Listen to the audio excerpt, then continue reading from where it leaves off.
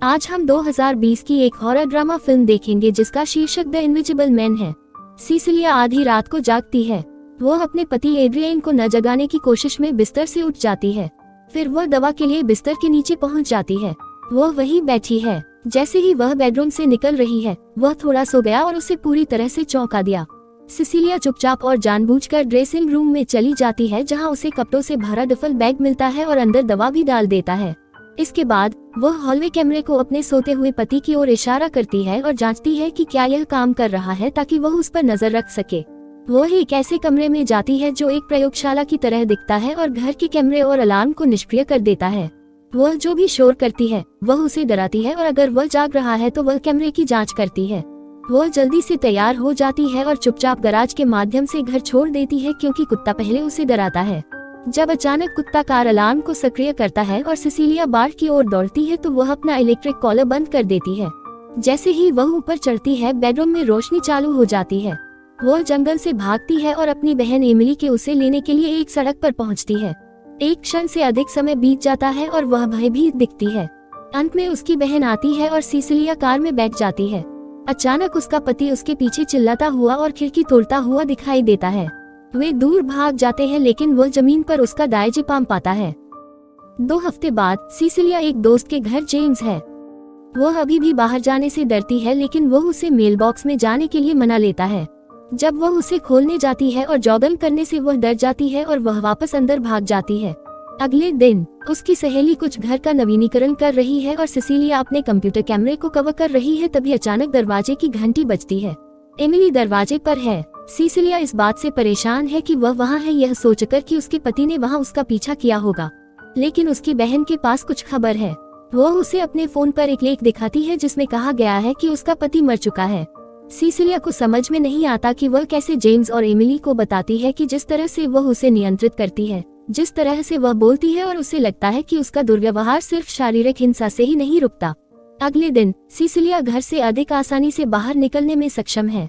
वह खुद पत्र प्राप्त करती है और उसके प्रयासों के लिए उसके दोस्त और उसकी बेटी सिंडी द्वारा बधाई दी जाती है। जेम्स को पता चलता है कि पत्रों में से एक उसके बाद की सिसिलिया को संबोधित है और एमिली एक कानून कार्यालय में है। एड्रियन का भाई, जो एक वकील भी है, मृतक की अंतिम इच्छाओं को पढ़ता है, जो इस शर्त के तहत सेलिया को $5 मिलियन के लिए छोड़ दिया जाता है कि उसे कभी भी आपराधिक आरोपों में नहीं लाया जाता है या मानसिक रूप से अस्थिर घोषित कर दिया।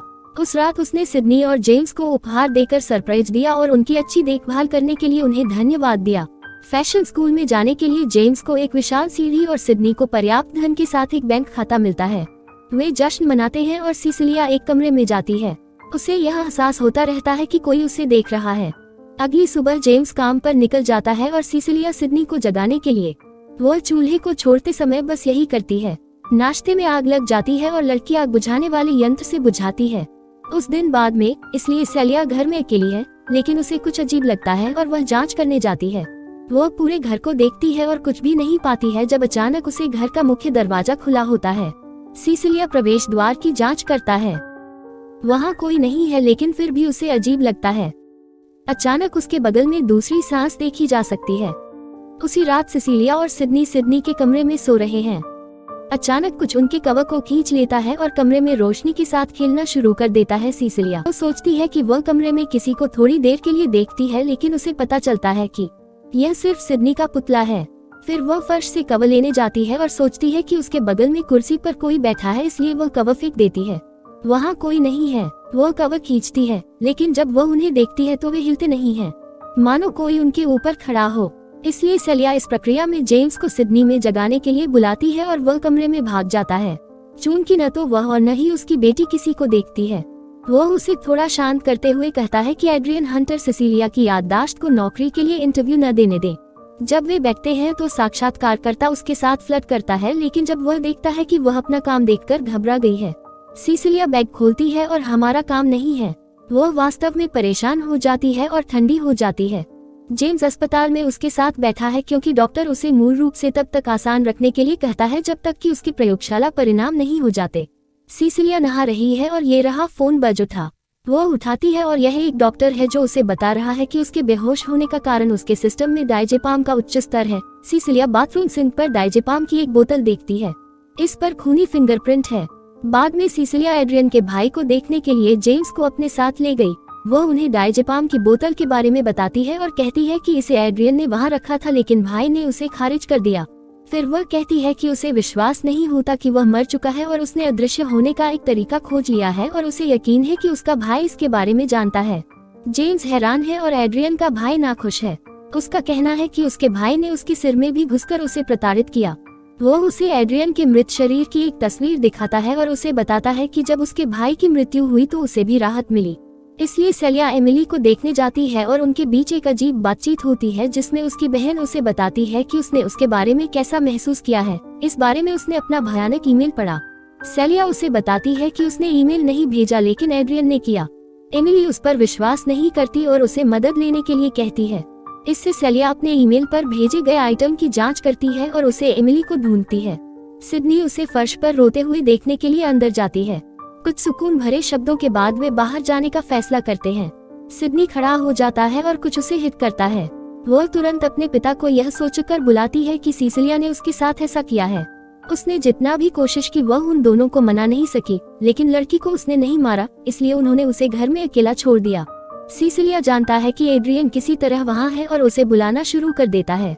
वह कॉफी का एक बैग पकड़ती है और उसे पूरे फर्श पर फैला देती है और एक कमरे में दरवाजे के विपरीत छोर पर खुद को बैठा लेती है, दृढ़ता से विश्वास करते हुए कि एड्रियन वहाँ है। वह उससे अकेले रहने की भीख मांगती है। उसे अपने फोन पर कॉल करने का विचार आता है और जब वह बजता है तो वह इसे छत में सुन सकती है। सिसिलिया छत पर चढ़ जाती है और उसकी तलाश शुरू करती है लेकिन कोई नहीं देखता। वह फिर से फोन करती है और उसकी दिशा में जाती है जहाँ उसे एड्रियन की चाबियां मिलती हैं, जो उसके डिजाइन के काम में एक चाकू है। उसके पीछे एक शोर है तो वह एक पेन पकड़ लेती है और छत के उद्घाटन में अचानक एक आदमी की आकृति दिखाती है। वह छत से नीचे उतरती है और किचन में पानी के बहते पानी की आवाज सुनकर उसे ढूंढती है। सिंक पेन से भरा है। एक अदृश्य हाथ लपेटता है और यह अचानक यह उसे घर के चारों ओर फेंक देता है। वे पाते हैं कि यह उसका पीछा करता है और उसका गला घोंटने की कोशिश करता है लेकिन वह इससे लड़ती है और घर से बाहर भाग जाती है। सिसिलिया एक उबेर प्राप्त करने का प्रबंधन करती है और उसे उस घर में ले जाने के लिए कहा जहां वह एड्रियन के साथ रहती थी। वे घर पहुंचते हैं और उसने उबेर ड्राइवर को प्रतीक्षा करने के लिए कहा। सिसिलिया अंदर चली जाती है और जियोस से जुड़ जाती है। कुत्ता उसके पीछे बेसमेंट लेबोरेटरी में जाता है जहां वह सीधे किसी एक गैजेट पर जाती है। वह दीवार से बंदी टैबलेट को देखकर यह पता लगाने की कोशिश करती है कि यह क्या है और धीरे धीरे एक अदृश्यता सूट का खुलासा करते हुए गैजेट को निष्क्रिय करने में सफल होती है। सिसिलिया एक पुतले का सूट ले रही है जब कुत्ता भौंकता है और किसी चीज की ओर दौड़ता है जो उसे सचेत करती है कि घर में कोई और है। सिसिलिया बेडरूम में ड्रेसिंग रूम में छिपने के लिए जाती है लेकिन उसके पीछे अदृश्य आदमी आता है। वह दरवाजा खोलता है लेकिन विडंबना यह है कि वह उसे तुरंत नहीं देखता है। कुत्ते के भौंकने पर वह भाग जाती है। उबेर में रहते हुए उसने एमिली को उस रात उससे मिलने के लिए कहा। सिसिलिया एक रेस्तरां में अपनी बहन का इंतजार कर रही है और बेचैनी से खाली कुर्सी देख रही है। जब एमिली आती है तो वह उसे बताती है कि उसे एड्रियन के घर में क्या मिला, जिससे साबित होगा कि वह अभी भी जीवित है। अचानक एक चाकू हवा में बह रहा है जिससे अगले ही पल एमिली की मौत हो गई। यह तुरंत उसका हाथ है। रेस्तरां में एक संरक्षक चिल्लाता है और हर कोई दूर जाने के लिए पागल हो जाता है। उसके पास से सिसिलिया को पिन किया गया और गिरफ्तार कर लिया गया। उसे चिल्लाते हुए एक शरण में ले जाया गया कि उसने ऐसा नहीं किया। कमरे के खाली कोनों को घूरते रहे। वह कहती है कि एड्रियन ने अपनी बहन को मार डाला कि वह जानती है कि वह वहाँ है। वह बेहोश हो गई है और अकेली रह गई है। जेम्स और एक अन्य जासूस सिसिलिया से पूछताछ कर रहे हैं। वह कहती है कि उसके पास एड्रियन के बारे में सबूत है लेकिन वह उन्हें यह नहीं बता सकती कि यह क्या है क्योंकि वह कमरे में है और वे उसे नहीं देख सकते। अन्य जासूस चला जाता है और उसने जेम्स से पूछा कि क्या आप उस पर विश्वास करते हैं। वह कहती है कि वह दोषी महसूस करती है, लेकिन जेम्स अपने तरीके से भी दोषी महसूस करता है। बाद में सिसिलिया एक डॉक्टर से बात कर रही है जो उसे बताता है कि वह गर्भवती है कि यह पिछले महीने में किसी समय हुआ था। अगले दिन एड्रियन का भाई उसे शरण में देखने आता है। वह वहां उसे यह बताने के लिए है कि चूंकि उसे आपराधिक आरोपों में लाया गया है और संभावित रूप से मानसिक रूप से अक्षम शासन किया गया है, उसने एड्रियन के पैसे का अधिकार खो दिया है। वह उसे अपने नार्सिसिस्ट समाजोपत से तुलना करने के लिए छोटा करती है। भैया, वह उसे बताता है कि उसके पास दस्तावेज पर हस्ताक्षर करने और पैसे जब्त करने या बच्चा पैदा करने और एड्रियन वापस जाने के लिए 2 विकल्प हैं। वह उसे एड्रियन के एक फोन कॉल के साथ एक नया जीवन प्रदान करता है। जब वह नहीं देख रहा होता है तो वह मना कर देती है और उसकी एक पेन चुरा लेती है। वो उससे कहता है कि वो उसके अंतिम निर्णय के लिए 3 दिनों में वापस आएगा। बाद में उस रात को तिमाही के बाद सबसे अच्छे कमरे की अच्छी तरह से जांच की जाती है और वह शौवर में चली जाती है। वो कलम लेती है और वह नस काटने लगती है और कहती है कि तुम्हें बच्चा नहीं मिलेगा। अचानक अदृश्य आदमी ने उसका हाथ पकड़ लिया और उसने उसे बार बार कलम से वार किया। सुरक्षा गार्ड अंदर जाता है लेकिन क्षति सूट देखता है। वह अदृश्य आदमी को गोली मारने के लिए जाता है लेकिन वह अचेत बंदूक को गार्ड पर वापस कर देता है। सिसिलिया दौड़ती है लेकिन 2 गार्डों ने उसे जल्दी से रोक दिया। वे उसे वापस उसके कमरे में ले जा रहे हैं और वह आदमी फिर से उन्हें मारता हुआ दिखाई देता है और आते रहते हैं और एक एक करके उसी भाग्य को भुगतते हैं जो उनके साथ हो रहा है। उस मंजिल पर आखिरी गार्ड को मारने के बाद आदमी बंदूक छोड़ देता है। सिसिलिया उसके पीछे दौड़ती है और उसे ले जाती है। वह सीढ़ी तक उसका पीछा करती है और उसके पीछे गोली मार देती है। वे दोनों सुविधा छोड़ देते हैं और भारी बारिश में बाहर चले जाते हैं। सिसिलिया हाथ में बंदूक लिए उसकी तलाश कर रही है। वह एक शोर सुनती है और उसके पीछे चली जाती है, जबकि सुरक्षा गार्ड खुले ट्रंक के रूप में उसके बहुत करीब होते हैं। इसलिए वह यह मानकर उसके पास जाती है कि वह वहीं छिपा है। वह उसे अचानक पकड़ लेता है और उसे यह कहते हुए गला घोंटना शुरू कर देता है कि अगर वह उसका पालन नहीं करती है तो वह सिडनी की तरह उसे प्यार करेगा जिसे वह प्यार करती है। इसलिए सेलिया उसके पीछे जाती है, लेकिन जब वह बार से बाहर निकलती है तो अदृश्य आदमी अपनी कार के साथ उसकी ओर गति करता है, जबकि वह गोली मारती है और दूसरी कार को दुर्घटनाग्रस्त कर देती है। सिसिलिया उस कार को चुरा लेती है और फिर से उसके पीछे अथक प्रयास करती है। चलाते समय वह जेम्स को बुलाती है और उसे घर वापस जाने और सिडनी की रक्षा करने के लिए कहती है। अदृश्य आदमी घर पर आता है और एक कमरे में जाता है। वह उठती है और अपने बैग से पेपर स्प्रे निकालती है। चूंकि वह हिलती हुई सुन सकती है, इसलिए वह किसी के ऊपर गिरने पर स्प्रे करती है। वह चिल्लाती हुई भाग जाती है लेकिन आदमी उसे पकड़ लेता है। उस समय जेम्स घर पर आता है, इसलिए वह आदमी उसके बजाय उस पर हमला करना शुरू कर देता है। सिडनी ने उसे अपने पिता की पिटाई बंद करने के लिए कहा, जब अचानक सिसिलिया आग बुझाने वाले यंत्र के साथ आशीर्वाद में आती है और उसे गोली मार देती है। वह शरीर के ऊपर जाती है और मुखौटा उतार देती है, केवल यह प्रकट करने के लिए कि एड्रियन का भाई था। एड्रियन के घरों से गुजरने वाले दृश्य की एक सामरिक पुलिसिंग मदद के लिए रोती है या अंदर से सुनी जाती है। पुलिस ने तहखाने में एक दीवार को फाड़ दिया और एड्रियन को बंधा हुआ पाया। बाद में जेम्स सिसिलिया को बताता है कि वह कैसे मिला, लेकिन वह यह नहीं मानती कि वह उसके भाई का शिकार था। जेम्स उसे समझाने की कोशिश करता है, लेकिन वह मानती है कि एड्रियन ने अपने भाई को ऐसा महसूस कराने के लिए कहा कि वह पागल है। उस रात वह वापस घर चली जाती है। वह उसे देखकर प्रसन्नता की प्रतीक्षा कर रहा है, लेकिन वह उसे देखकर खुश नहीं है। वे रात के खाने के लिए बैठते हैं और वह उसके साथ असुरक्षित होने की कोशिश कर रहा है, यह कहते हुए कि उसने अपना सबक सीख लिया है। उससे माफी मांगता है। वह चाहती है कि उसने जो कुछ भी किया उसे वह स्वीकार करे, लेकिन वह कसम खाता रहता है कि उसका भाई नियंत्रित कर रहा है। सिसिलिया लगातार अपने प्रवेश के लिए पूछ रही है और इस बीच जेम्स घर के बाहर हर शब्द सुन रहा है जो आप कह रहे हैं।